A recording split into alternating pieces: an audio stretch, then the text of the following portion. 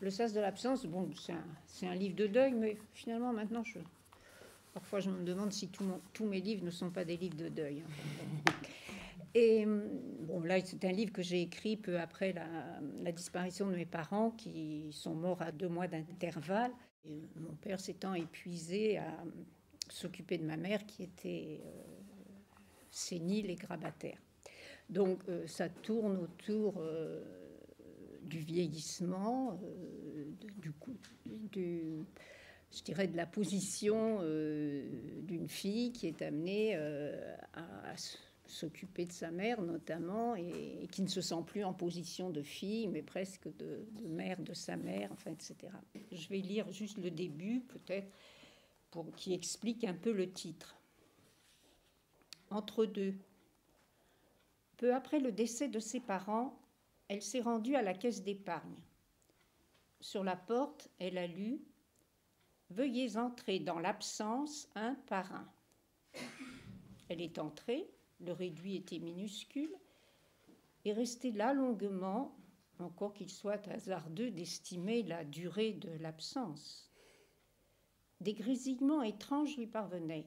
Loin, à l'intérieur, une femme derrière un bureau s'évertuait à tracer des signes dans l'espace. Il se peut qu'ils lui aient été destinés, mais il lui était indifférent de ne pas les comprendre. Elle ne bougeait pas, figée, paisiblement, dans le sas de l'absence. Quelqu'un l'en a extirpé, débloquant la deuxième porte. Elle a accompli ce pourquoi elle était venue, une opération de routine, est sortie, puis a relu l'inscription. Oui, bien sûr, veuillez entrer dans l'agence un par un. Ils sont entrés dans la mort un par un, proches pourtant, à 2 mois d'intervalle. Elle les a toujours connus proches, aurait voulu les séparer dès l'enfance. Brouillard. Lentement, elle progresse dans un paysage de montagnes soutaché de traînées nuageuses s'apesantissant sur la vallée, somnolentes et bruineuses.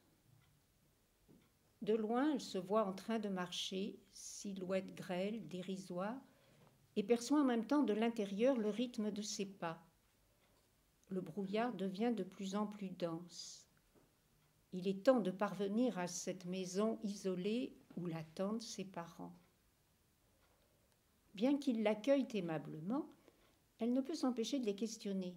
« Pourquoi m'avez-vous abandonné dans cette brume ?» L'acuité du reproche est moins liée à la présomption d'abandon qu'à l'intensité croissante de ce brouillard, à croire qu'ils l'auraient eux-mêmes sécrétée pour mieux la perdre. Écrire. De l'eau sort du stylo, noie lentement les mots. Jalousie au pluriel. Cette dénégation farouche de la mort, moins pour lui-même que pour sa femme, était vite perçue par les gardes malades, agacées, impuissantes. L'une d'elles, en aparté, ses brefs conciliabules avec la fille, dans la cuisine le plus souvent. À entendre votre père, votre mère ne devrait jamais disparaître. Et nous, on est chargés de la lui maintenir, immortelle. Comment voulez-vous qu'on y arrive ? Ou bien, à l'en croire, on ne se remue jamais assez pour elle. Mais si, vous savez bien à quel point il est inquiet à son sujet constamment. Il ne peut pas s'en empêcher. Même si mon frère et moi, on essaie de le raisonner. Et chaque fois qu'une nouvelle garde malade entrait en fonction, la fille s'amusait, si on peut dire, à supputer au bout de combien de semaines allait affleurer une exaspération diffuse, puis une plainte clairement formulée. Il n'y en a que pour elle. Comme si Évangéline la Malgache ou Mariem la Guadeloupéenne reprenaient à leur compte ce qui avait été, pour une part, l'histoire de la fille.